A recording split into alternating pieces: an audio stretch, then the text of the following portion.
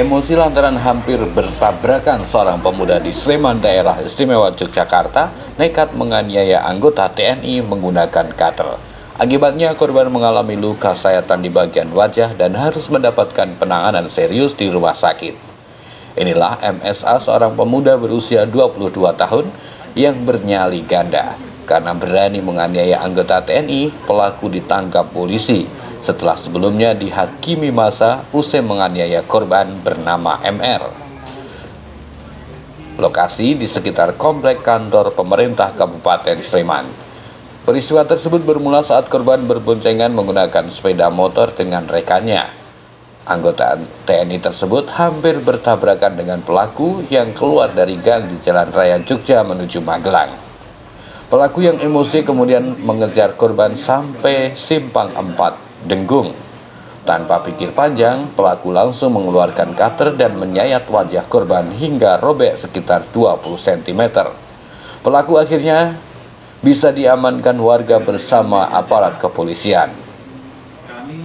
Sementara itu, korban harus opnam di rumah sakit dan mendapatkan 13 jahitan. Penganiayaan dengan korban di TNI, kemudian berinisial MR, asli Jawa Tengah. Lanjut, awal mula cerita bahwa awalnya tersangka merasa tersinggung dengan korban yang pada saat mengendarai sepeda motor keluar gang samping Bank BCA Jalan Magelang Tridadi Sleman.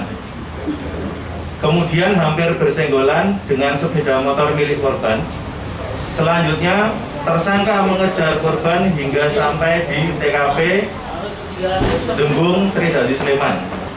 Kemudian tersangka melakukan tindakan kekerasan, yaitu dengan menyayat korban sebanyak 1 kali di bagian wajah kiri dan pemukulan dengan tangan kanan mengepal sebanyak 2 kali.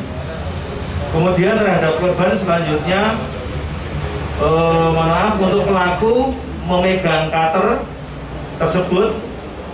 Dengan menggunakan cutter tersebut akan menusukkan ke perut korban, sehingga korban menangkis dan mengenai tangan telapak kanan, mengalami luka dan mengeluarkan darah.